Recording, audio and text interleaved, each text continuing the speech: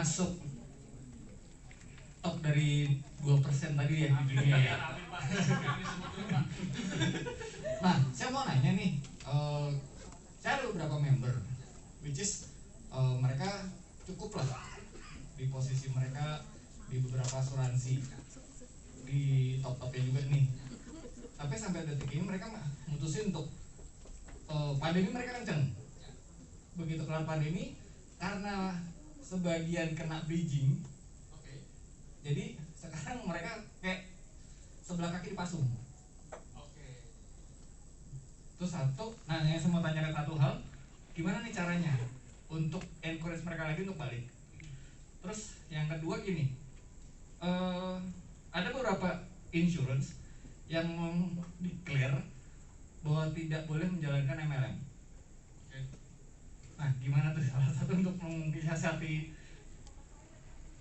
declarean seperti itu? Thank you. Ya, thank you Pak. Alasan dia nggak mau balik lagi apa Pak? Soalnya tadi kalau boleh tahu. Karena udah fokus di sana nih. Ada satu yang di hijau S itu, ya, dia kan bridging. Bridging ini maksudnya apa? Dia di hijack, ya, financing. Dia di hijack. Ya. Oke, siap, thank you Pak. Nah, jadi teman-teman nih buat pengetahuan umum bahwa agen-agen asuransi itu bisa di sign on ya Pak ya. Jadi di transfer pemain yang main bola, gitu ya, kayak pemain bola di transfer pemain terus dikasih duit sehingga ada targetnya, betul ya Pak ya? Sehingga ada target yang harus dikejar. Sebenarnya gini Pak, kita yang namanya agen asuransi Pak, memang kita punya ego besar. Ya, kita punya ego ini lumayan tinggi, gitu. Jadi sama, saya juga bilang ini bukan kita ngajak pindah. Kalau kita ngajak pindah mereka ke sini, udah nggak bakal didengerin, gitu kan ya. Sehingga saya bilangnya apa? Kamu punya banyak nasabah. Kita asuransi itu adalah membantu nasabah ketika resiko terjadi, kan itu ya. Kalau ada resiko terjadi, rumah sakit kita yang bayar. Kalau kena serangan jantung, critical illness kita keluar duitnya.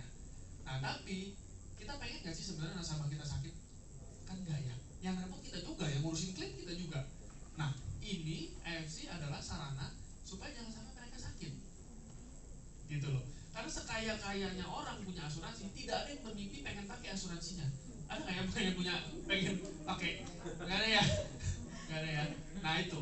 Jadi saya bilang, ini kamu sekalian bantuin nasabah supaya dia hidupnya enak, hidupnya sehat, pertahanan secara finansial kalau amit-amit sakit ada, tapi jangan sampai kena sakit. Jadi saya bantu dari situ Pak. Saya masuk dari situ dan rata-rata mereka come out dengan idenya bagus juga sih Glenn. Oke ya, kita sambil jalan barengan gitu Pak. Nah ada beberapa yang akhirnya, Glenn kok akhirnya dari AFC dapatnya lebih gede ya? Ya terserah lu lah, gimana lah, ya kan? Jadi biar dia yang mikir sendiri, gitu kan? Tapi kalau dari awal kita bilang, set, pindah aja sini, ini jauh lebih enak, ini, udah pasti nggak bakal didengar. Langsung ke blok ya? Yes, udah pasti langsung ke blok. Itu.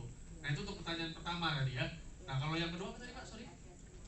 Jadi ada beberapa yang perusahaan asuransi yang langsung declare. Oh oke, ya. Nggak boleh MLM ya Pak? Iya. Ya. Saya juga nggak boleh harusnya Pak. Tapi direkam lagi mati lah. Iya nggak apa-apa. Nah jadi gini teman-teman. Sebetulnya ketika saya menjalankan ini, saya terang-terangan kok ke manajemen. Sempat heboh denger-denger ya bro ya? Iya. Tapi satu pun tidak ada yang negur. Kenapa? Direkam lagi mati kan? Jadi gini teman-teman, saya bukan mau mengencourage agen-agen asuransi untuk ngejalanin terus melanggar peraturan segala macam. Mesti dicek dulu di kontraknya Pak. Apakah ada atau tidak?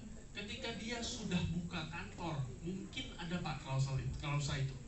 Ketika sudah buka kantor, which is yang buka kantor di asuransi adalah top level, dan top level itu pun belum tentu buka kantor Pak. Ya, jadi mesti dilihat dulu, jangan gaya-gayaan dia baru biasa-biasa aja di asuransi, saya nggak boleh jalanin. Coba dicek dulu. Kadang-kadang dia cuma dikasih tahu sama leadernya doang, supaya dia fokus. Gitu ya Pak ya. Nah, tapi sebetulnya kalau dia punya kantor, apalagi dikasih uang segala macam, wajar ya Pak ya. Kalau dia harus fokus di asuransi misalnya gitu. Cuman kebanyakan nggak gitu Pak, nggak gitu.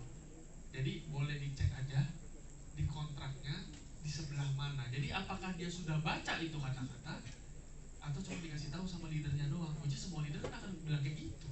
Ya dong, kamu jangan jalanin Ada nggak poin itu?